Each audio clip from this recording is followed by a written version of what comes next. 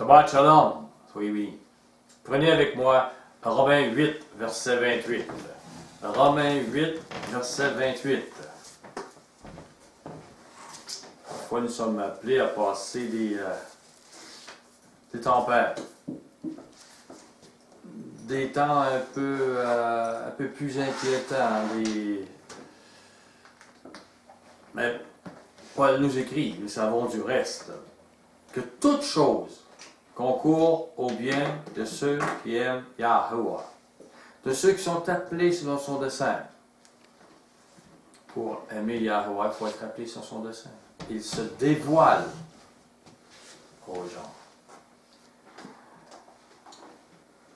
Et toute chose concourt.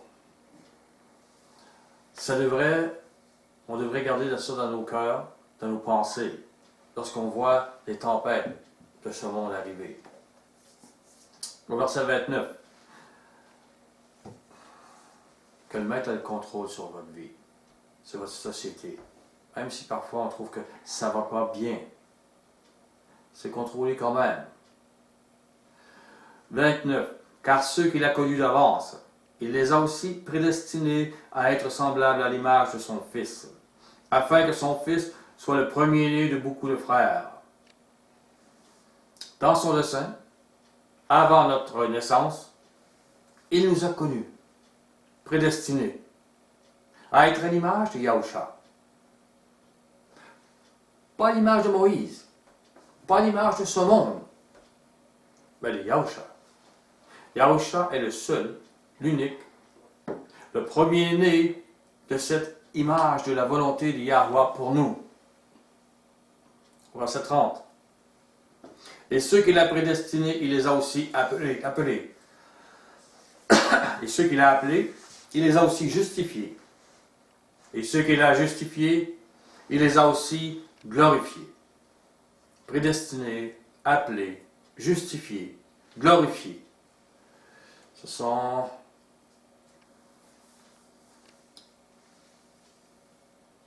pour notre péché, ressuscités pour notre justification.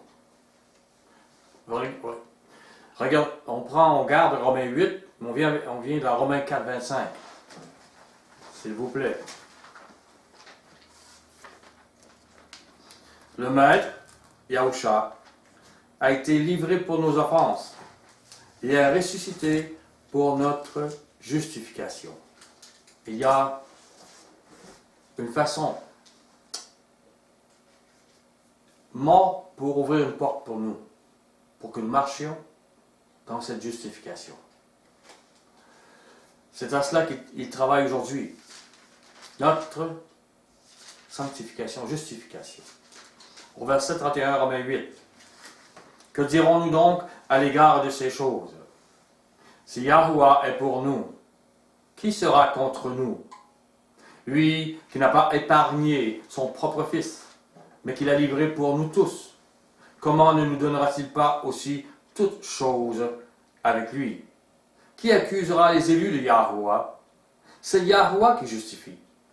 Qui les condamnera? Mashiach est mort, bien plus. Il est ressuscité. Il est à la droite de Yahuwah et il intercède pour nous. Qui nous séparera de l'amour de Mashiach? Sera-ce la tribulation, ou l'angoisse, ou la persécution, ou la faim, ou la nudité, ou le péril, ou l'épée? Paul voyait toutes ces choses dans sa vie. Il a vécu l'angoisse, il a vécu les tribulations. Vous les voyez monter dans ce monde présentement. Ce n'est pas une chose anormale pour un disciple de Yahushua Mashiach. Toute chose concourt au bien de Paul. Toute chose concourt à notre bien. L'amour de Mashiach, son image est l'amour. Qui nous séparera de cet amour? Au verset 36. Selon qu'il est écrit, c'est à cause de toi qu'on nous met à mort tout le jour, qu'on nous regarde comme des brebis destinées à la boucherie. Oui, mais ça peut arriver que je perde tout. Ça peut arriver qu'ils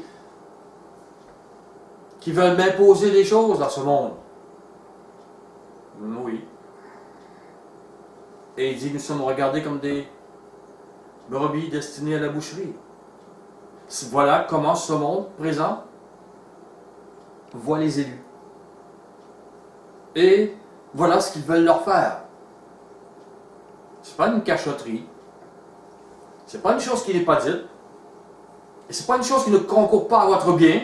C'est écrit d'abord. Et ce n'est pas une chose qui va vous séparer de l'amour de Yahuwah et de Yahusha. Au contraire. Il y a dedans une perfection, une justification, une sanctification. Il y a la vie éternelle. Il y a un monde à venir. Au verset 37. Mais dans toutes ces choses, nous sommes plus que vainqueurs par celui qui nous a aimés. Car j'ai l'assurance que ni la mort ni la vie, ni les anges ni les dominations, ni les choses présentes ni les choses à venir, ni les puissances, ni la hauteur, ni la profondeur, ni aucune autre créature ne pourra nous séparer de l'amour de Yahuwah manifesté en Yahusha Mashiach notre Adonai. N'est-ce pas cela que nous voulons? N'est-ce pas à cela que nous pouvons nous réconforter, dire qu'il m'arrive n'importe quoi, je suis dans son amour. Ça peut arriver que ça qu'il y ait de l'angoisse, des tribulations, des persécutions, la mort, oui, mais je suis dans son amour. Je vais ressusciter pour l'éternité avec lui. Waouh! Et plus jamais de pleurs, de larmes. Si nous persévérons, ce monde ne peut nous séparer de l'amour de Yahuwah et de Yahusha. Car les motivations d'amour de Yahuwah pour nous sont éternelles. Et la justification dans laquelle nous entrons aujourd'hui nous conduira à sa gloire et non pas à notre perte. La perte est pour ce monde, pas pour nous. Jérémie 25, 32.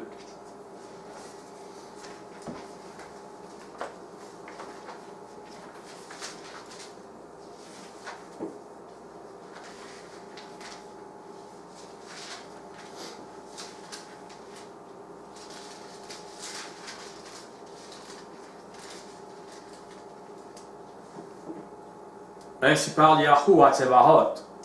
Voici, la calamité va de nation en nation, et une grande tempête s'élève des extrémités de la terre. On dirait qu'il est dans nos nations, Jérémie. Que ce soit au Canada, en France ou aux États-Unis ou ailleurs, on dirait qu'il voit que la calamité arrive de nation en nation. Et il voit qu'il y a une grande tempête qui s'élève. On dirait qu'il parle d'aujourd'hui. Ceux que tuera Yahuwah en ce jour seront étendus d'un bout à l'autre de la terre. Ils ne seront ni pleurés, ni recueillis, ni enterrés. Ils seront comme du fumier sur la terre. Les gens se moquent de Yahuwah dans toute la terre. Ils vivent leurs péchés, ils vivent leur violence, ils sont rebelles. Ils creusent leur propre tombe. Et c'est ce qui va leur arriver.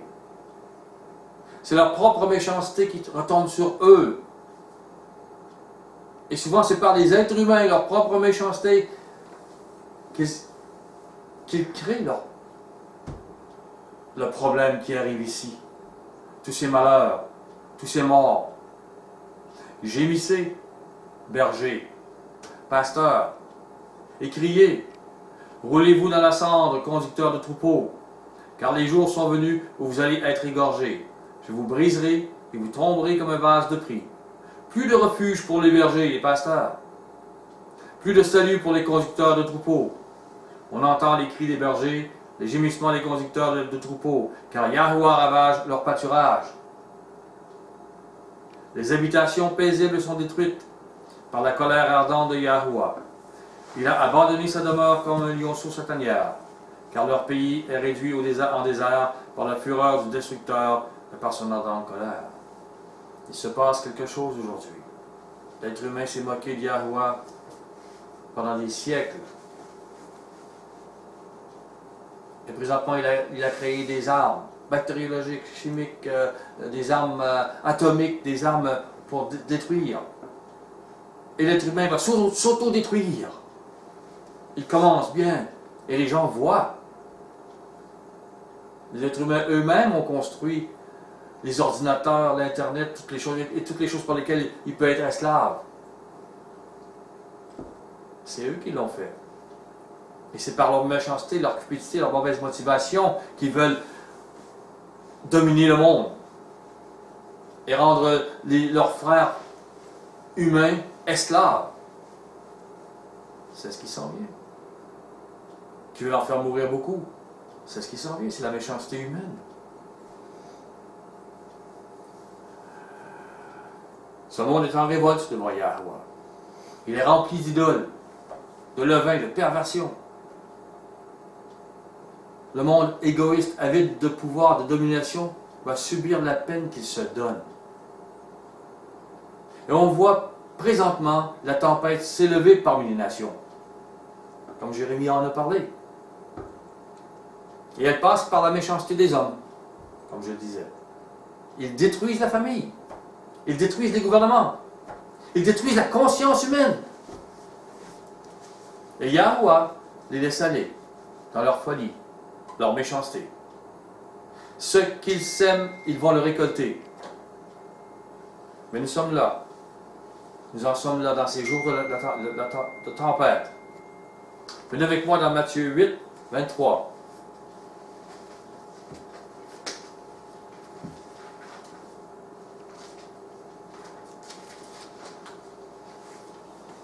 Il monta dans la barque, et ses disciples le suivirent. Ce sont des gens aguerris à la mer. Ce sont des gens qui ont vu sans doute beaucoup de leurs parents, de leurs amis qui sont morts noyés. Oui.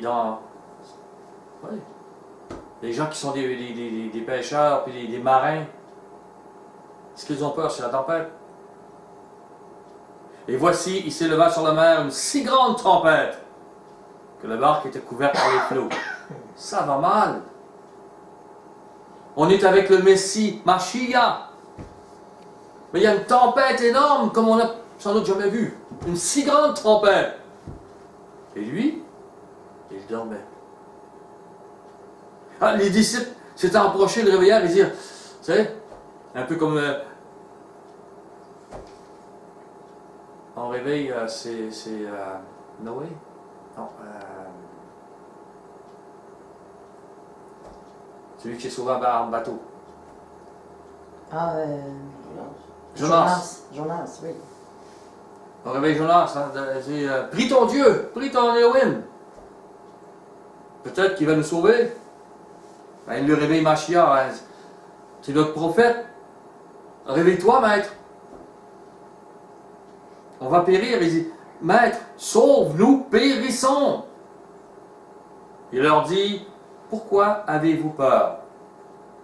Gens de peu de foi. Ça, c'est spécial. Vous avez des hommes aguerris.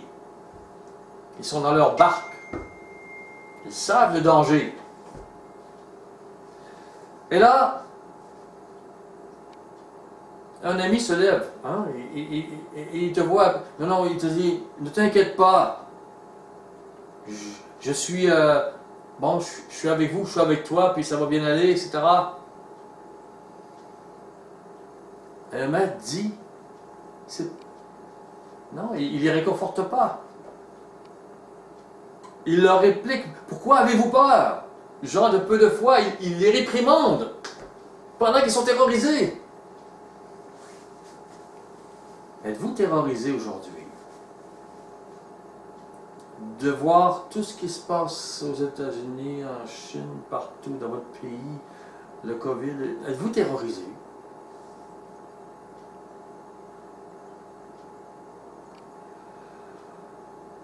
Pourquoi avez-vous peur, gens de peu de foi? Alors il se leva, menaça les vents et la mer, et Dieu eut un grand calme. Ces hommes furent saisis d'étonnement. Quel est celui-ci, disait-il, à qui obéissent même les vents et la mer? On voit la tempête s'élever. Et le maître, il semble dormir aujourd'hui, dans votre vie, dans ce qui se passe. Il semble qu'il n'est pas attentif à ce que vous vivez. Où est-ce que vous allez vivre?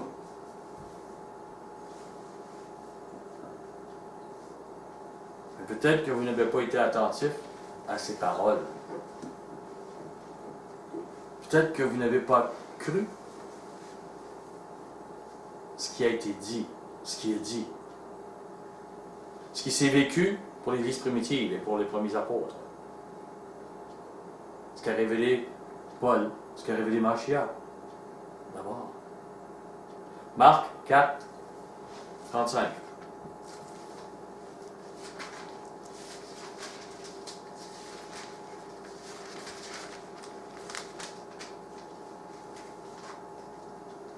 Au verset 37, ils sont dans la barque. Il s'éleva un grand tourbillon, et les flots se jetaient dans la barque, au point qu'elle se remplissait déjà. Et lui, il dormait à la poupe sur le coussin.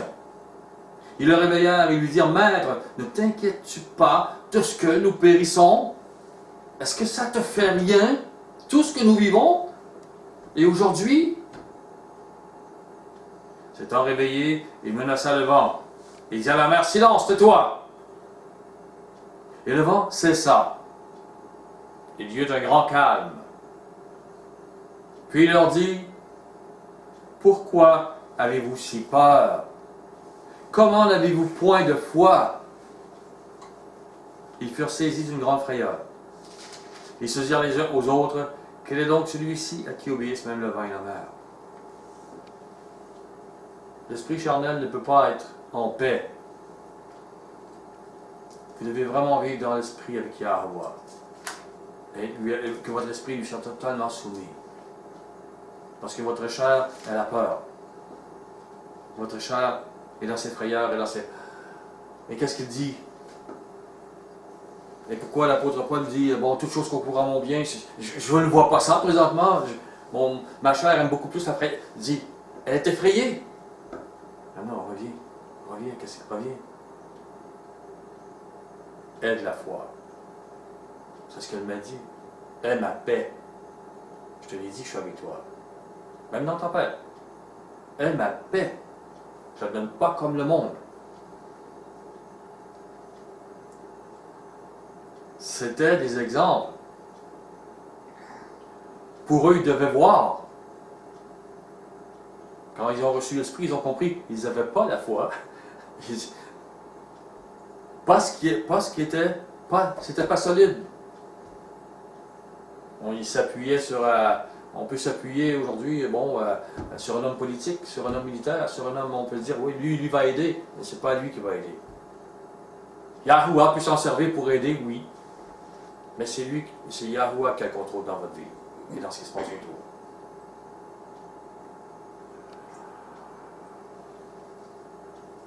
Luc 8, 22.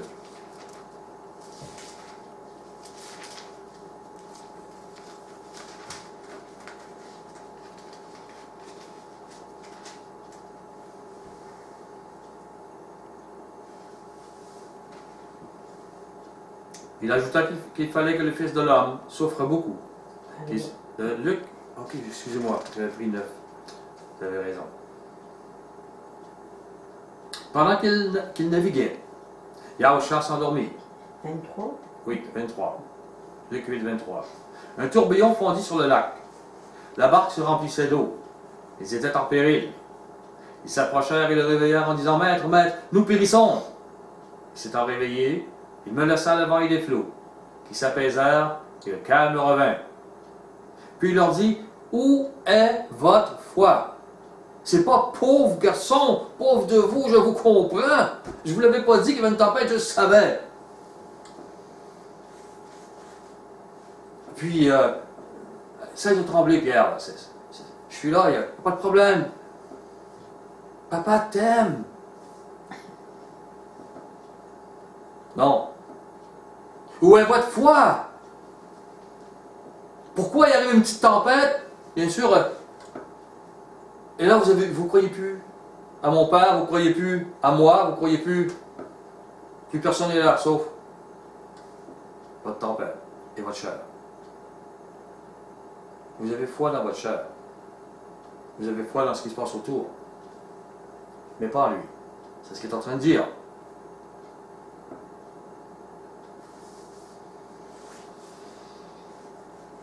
Qui s'étant réveillé, il menaça le vent et les flots. Saisi de frayeur et d'étonnement. Vous voyez, tout à l'heure, ils ont dit, à un endroit, dans Matthieu, je crois, ils étaient étonnés. On remarque qu'ils étaient effrayés. Là, dans Luc, il donne les deux. Parce qu'il y a les deux. C'est un complément. Saisi de frayeur et d'étonnement. Ils se dirent les uns aux autres, quel est donc celui-ci qui commande même au vent et à l'eau à qui ils obéissent. N'oubliez pas qu'il commande au vent et à l'eau qui obéissent, qu'il peut calmer toute la tempête tout de suite. Il peut arrêter tout ce qui se passe présentement dans les nations. Il ne l'arrête pas à cause de la méchanceté de l'homme qui lui-même va se punir. Et le maître va laisser dans leur péché. Donc, vous êtes pris dans la tempête, bien sûr. Mais toute chose va concourir à votre bien. C'est ce qu'il dit. Si vous échappez ça, si vous échappez ces paroles, vous allez être totalement effrayé dans ce monde. Étonné de ce qui arrive, et effrayé, vous allez dire, et lui, il n'a pas le contrôle, et lui. Non, il l'a. Oui, mais s'ils me prennent et qu'ils sont violents avec moi, puis si je meurs, ça peut arriver. Il a le contrôle. Les apôtres étaient totalement consacrés après ça. Ils sont morts violemment. Mais ça fait 2000 ans. Ils attendent la résurrection. Il n'y a plus de douleur pour eux. Jamais, jamais, jamais, jamais, jamais. Ils sont dans le corps de Mashiach. Ils ont servi les rachats eux aussi. Ils ont servi leur maître. Ils ont été utiles. Et ils vont entrer dans une noblesse que ce monde ne connaît pas. Avoir foi. C'est à ça qu'il vous amène. À cette noblesse incroyable. Luc 8, 15. Nous sommes tout prêts. Donc, ce qui est tombé dans la bonne terre, ce sont ceux qui, ayant entendu la parole, entendu ce qu'il dit, avec un cœur honnête et bon, la retiennent et apportent du fruit avec persévérance. Personne, après avoir allumé une lampe, ne la couvre d'un vase ou ne la met sous un lit. Il la met sur un chandelier, afin que ceux qui entrent voient la lumière. Vous avez la lumière, vous êtes en paix, vous pardonnez aux autres. Ben, il y en a qui vont voir que vous pardonnez aux autres. Il y en a qui vont voir que vous aimez. Il y en a qui vont voir que vous ne vous êtes pas vengé. Que vous reflétez l'amour de Yahushua, même si vous êtes frappé par vos geôliers. Car il n'y a rien de caché qui ne doit être découvert. Rien de secret qui ne doit être connu et mis au jour. Prenez donc garde à la manière dont vous écoutez. Car on donnera à celui qui a, et à celui qui n'a pas, on donnera même ce qu'il croit avoir. Parce qu'il n'a pas écouté. Il s'appuyait sur sa religion, il s'appuyait sur la première alliance, il s'appuyait sur, mais non pas sur Mashiach et sur Yahuwah. Où est votre foi? Prendre garde à la manière dont nous écoutons. Le maître n'a pas dit qu'il n'y aurait pas de tempête, et pas de péril, pas de persécution, et de mise à mort. Oui. Nous ne sommes pas plus que lui. Et lui, le maître, le roi, le pur, le juste, qui ne veut pas à mourir, il est mort pour nous. Dans une mort horrible. Pour nous. Pour payer pour nos fautes. Parce qu'elles étaient horribles. Elles sont horribles, nos fautes. Nous ne méritons pas la vie. Nous ne méritons pas de nous approcher de Yahuwah le pur, de vivre avec lui. Regardez-vous vraiment. Si vous ne comprenez pas ce que je dis, c'est qu'il y a un problème avec votre repentance. Vous ne vous êtes pas regardé. Regardez-vous vraiment. Quelles sont vos motivations? Quelle est la motivation que vous avez depuis que vous êtes jeune? Quelles sont? Matthieu 24, verset 3.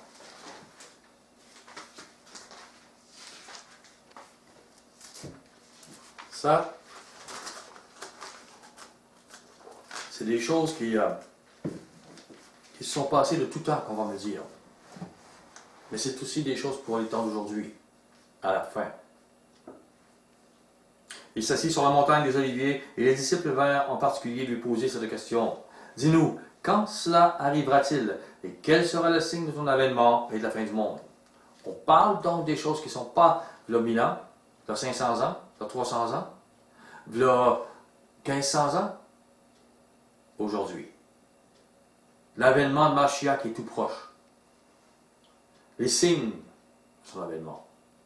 Yahushua leur répondit, prenez garde que personne ne vous séduise, car plusieurs viendront sous mon nom, disant, c'est moi qui suis Mashiach. Ils séduiront beaucoup de gens. Vous entendrez parler de guerre et de bruit de guerre. Nous entendons beaucoup. Gardez-vous d'être troublés. Ayez foi, car il faut que ces choses arrivent. Mais ce ne sera pas encore la fin. Une nation s'élèvera contre une nation, un royaume contre un royaume. Il y aura en divers lieux des famines et des tremblements de terre. Tout cela ne sera que le commencement des douleurs. Nous voyons aujourd'hui seulement le commencement des douleurs. Alors il dit quoi? Alors on vous livrera au tourment. On vous fera mourir. Vous serez haïs de toutes les nations à cause de mon nom, à cause de lui. Pourquoi? Parce que, bon, je ne veux pas un vaccin, bon, je ne veux pas agir selon... et puis, à un moment donné, votre foi sort, et puis, bon, vous êtes haïs. Parce que Satan est derrière toute l'inspiration de ce monde. Toute la chair. Oui. Il ne dit pas que vous allez pouvoir vous cacher. Il dit non, ils vont vous saisir. Alors aussi, plusieurs succomberont. Ils ne veulent pas être saisis. Ils ne sont pas consacrés. Ils sont tièdes. Ah, ils peuvent être dans l'assemblée. Ils vont vous vendre. Eux, ils vont faire comme les dominants vont faire pour garder leur vie, leur chair. Ils n'entreront pas dans le monde à venir. Mais vous, vous êtes appelés. Ayez la foi. Même si vous mourrez. Ayez la foi jusqu'au bout. Ils se trahiront, se haïront les uns les autres. Plusieurs faux prophètes s'élèveront et séduiront beaucoup de gens. Et parce que l'iniquité se sera accrue, l'amour du plus grand nombre se refroidira. Et plus que l'iniquité s'accrue parmi les nations, plus que l'amour se refroidit, je vous assure. Ils vont venir pour voir si vous faites comme le gouvernement vous a dit. Pour envoyer les policiers, l'armée, pour vous enfermer. Il y a des bonnes gens comme ça. L'amour se refroidit. Mais cette bonne nouvelle du royaume, mais celui qui persévérera jusqu'à la fin sera sauvé. Cette bonne nouvelle du royaume sera prêchée dans le monde entier pour servir de témoignage à toutes les nations. Alors viendra la fin. Cette nouvelle, nous devons croire. Matthieu, non, Jean 15, excuse-moi. Jean 15, verset 18. Si le monde vous hait, sachez qu'il m'a haï envers vous. Oui, le monde va vous haïr. Il ne vous aime pas. Vous êtes durs sur leur conscience. Vous êtes durs sur leur pensée. Si vous étiez du monde, le monde aimerait ce qui est à lui. Mais parce que vous n'êtes pas du monde, et que je vous ai choisi du milieu du monde, à cause de cela, le monde vous hait. Souvenez-vous de la parole que je vous ai dite. Souvenez-vous, présentement. Le serviteur n'est pas plus grand que son maître. S'ils m'ont persécuté, ils vous persécuteront aussi. Il y a beaucoup de gens qui attendent l'enlèvement. Souvenez-vous ce qu'il a dit. Armez-vous de ses paroles. C'est là qu'est la paix, qu'est la puissance pour passer au travers. S'ils ont gardé ma parole, ils garderont aussi la vôtre. C'est important. Nous ne sommes pas plus grands que Mashiach. Si vous gardez ses paroles, vous serez persécutés. Vous mourrez vous-même, vous vivrez son amour, sa grâce pour vos persécuteurs. Vous vivrez l'amour de Yahuwah, sa volonté, et vous aurez celui de votre âme, et vous serez utile pour le salut d'autres personnes. Matthieu 16, 24, retournons à Matthieu.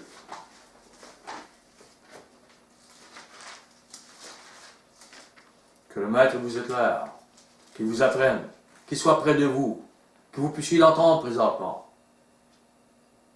Il est avec vous. C'est pas un hasard que vous écoutiez ceci. C'est pas un hasard que vous lisez votre parole.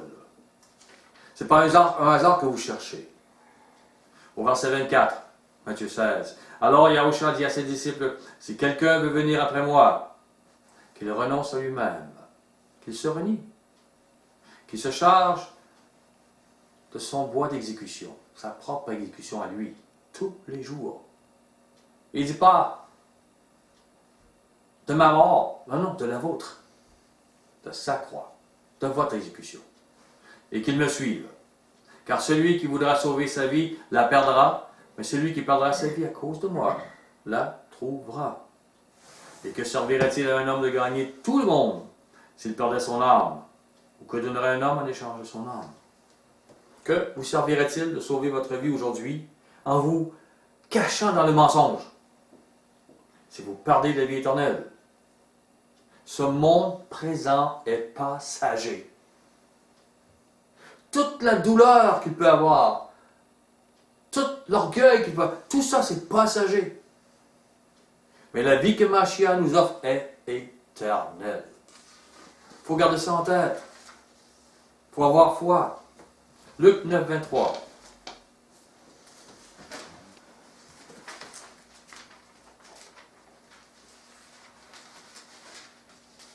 Puis il dit à tous, si quelqu'un veut venir après moi, qu'il renonce à lui-même, qu'il se charge chaque jour de sa propre exécution sur le bois. Ça croit. C'est ce que ça veut dire. Son exécution à lui, la vôtre, et qu'il me suive. Qu'il arrête de prendre garde à protéger son image, protéger et vouloir avoir des motivations pour sa chair. Non. Vous êtes mort afin que l'amour de Yahushua, l'amour de Yahuwah en Yahushua, vive en vous. Que vous puissiez être utile entre leurs mains, le Yahuwah et le Yahushua. Verset 24. Car celui qui voudra sauver sa vie la perdra, celui qui la perdra à cause de moi la sauvera. Et que servira-t-il à un homme de gagner tout le monde s'il se détruisait ou se perdait lui-même? Car quiconque aura honte de moi et de mes paroles, croyez. Faites attention à comment vous écoutez. Le Fils de l'homme aura honte de lui quand il viendra dans sa gloire, et dans celle du Père et des saints anges. Ça va arriver bientôt. Romains 6, verset 3.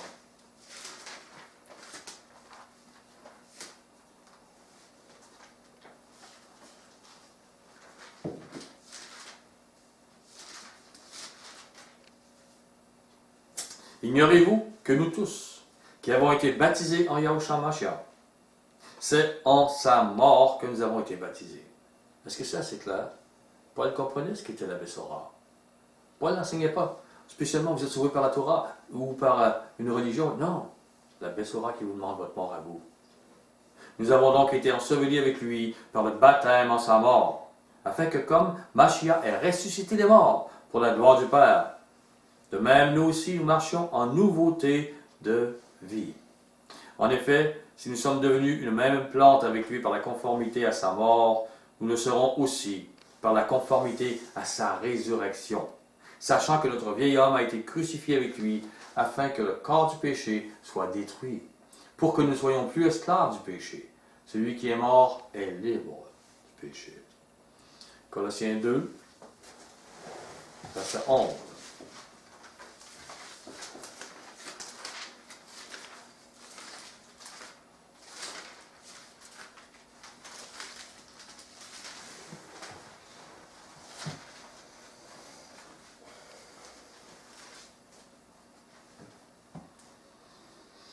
Et c'est en lui que vous avez été circoncis d'une circoncision que la main n'a pas faite, mais de la circoncision de Mashiach, qui consiste dans le dépouillement du corps de la chair. Ayant été ensevelis avec lui par le baptême, vous êtes aussi ressuscités en lui et avec lui par la foi en la puissance de Yahuwah qui l'a ressuscité de mort. Ayez foi dans la puissance de Yahuwah qui va vous ressusciter, comme il a ressuscité Yahushua. C'est le plus important. Galates 2.20. Galates 2.20.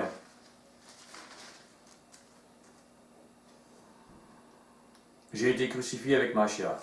Si je vis, ce n'est plus moi qui vis, c'est Mashiach qui vit en moi. Si je vis maintenant dans la chair, je vis dans la foi au Fils de Yahweh, qui m'a aimé et qui s'est livré lui-même pour moi. Je ne rejette pas la grâce de Yahweh, car si la justice s'obtient par la loi, Mashiach est mort en vain. Nous sommes morts avec Mashiach. Dans une tempête, bien sûr. Mais si nous sommes morts à protéger notre chair tout le temps, nous ne serons pas effrayés. Nous devons croire ces paroles. Nous devons croire à cette résurrection qu'il nous a annoncée. Dernier verset, Matthieu 14. Dernier chapitre, peut-être plusieurs versets. 24. Une autre barque, une autre tempête. Ce soir, je vous amène dans la tempête. C'est le dernier verset de tempête. C'est spécial. C'est Pierre qui a vécu beaucoup d'émotions. Ça nous représente aussi. La barque, déjà au milieu de la mer, était battue par les flots, car le vent était contraire. À la 4e veille de la nuit, c'est Matthieu 14, 25. À la 4e veille de la nuit, Yahusha alla vers eux, marchant sur la mer. Quand les disciples le virent marcher sur la mer, ils furent troublés et dirent, c'est un fantôme. Et dans leur frayeur, ils poussèrent des cris. Yahusha leur dit aussitôt, comprenez, il est loin du bateau là. On ne le voit pas clairement, il y a une tempête. Et pour eux, ils voient un spectre, ils voient un fantôme arriver, ils voient, rassurez-vous, c'est moi, n'ayez pas peur. Et Pierre lui répondit, Maître, si c'est toi, ordonne que j'aille vers toi sur les eaux.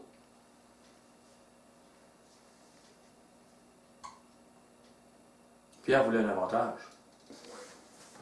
Il voulait un avantage pour sa chair. Il voulait dire, j'ai marché sur les eaux. Je ne sais pas ce qu'il a raisonné vraiment. Mais il a aussi coulé. Parce qu'il y a quelque chose qui ne raisonnait pas comme il faut.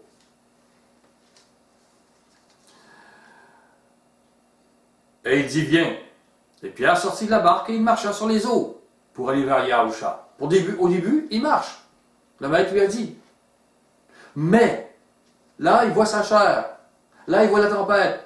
Là, il voit les nations aujourd'hui qui vont contre les nations. Il voit le reset. Il voit toutes sortes de choses qui peuvent arriver. L'esclavage devant la nourriture. Toutes sortes de choses. Et là, il ne regarde plus le maître. Voyant que le vent était fort, il eut peur. Et comme il commençait à enfoncer, il s'écria, « Maître, sauve-moi! » Aussitôt, Yahusha étendit la main, le saisit, et lui dit, « Ah pauvre toi, je comprends que tu as eu peur. J'aurais pas dû te... » Non, il le réprime. « Homme de peu de foi, pourquoi as-tu douté? » Pierre était pour se noyer, là, il n'avait pas envie d'entendre ça. Nous devons avoir la foi. On ne se ment pas. Pierre a arrêté de regarder à Mashiach, à Yahusha, et à voir, il me promet le royaume, il me promet la vie, il me l'a dit qu'il est avec moi. Et le Tout-Puissant a le contrôle sur tout. Et il m'a montré comment le prier. Il m'a montré comment pardonner. Il m'a montré des choses. Je dois marcher sur les eaux. Et là, les gens regardent autour. Ouais, mais là, oh, la Chine arrive. Ouais, mais là, oh, tel diplomate a dit telle chose. Oui, mais là, l'armée, puis là, oui, là, le vaccin, puis là, oui, là. Et là, tu coules. Tu coules. La foi s'en va. Et là, tu appelles ton ami en disant Est-ce que tu peux appeler le ministre? Est-ce que tu peux appeler quelqu'un pour est-ce que moi j'aimerais passer? Puis non. Il faut regarder le Mashiach. Bien sûr, vous pouvez prier pour qu'il y ait des décisions dans la justice qui vous protègent. Bien sûr, vous pouvez. Mais si vous gardez la tête, l'esprit, la foi en Yahushua Mashiach, en son Père Yahuwah, notre Père.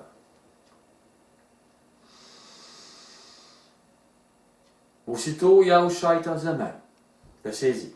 Lui dit, homme de peu de foi, pourquoi as-tu douté? Ils montèrent dans la barque, et le vent cessa. C'est pour ça. C'est des leçons. Le vent n'était là que pour ça. Ceux qui étaient dans la barque vinrent adorer Yahushua et lui dirent, tu es véritablement le fils de Yahuwah. Devant la tempête qui s'élève, nous devrons regarder le Maître pour marcher sur les eaux. Notre foi doit être basée sur le Maître et non sur les événements de ce monde. C'est ainsi qu'on coulera pas. Mais remarquez, si vous criez à lui, le Maître va vous soutenir. Croyez. Soyez bénis, je vous aime.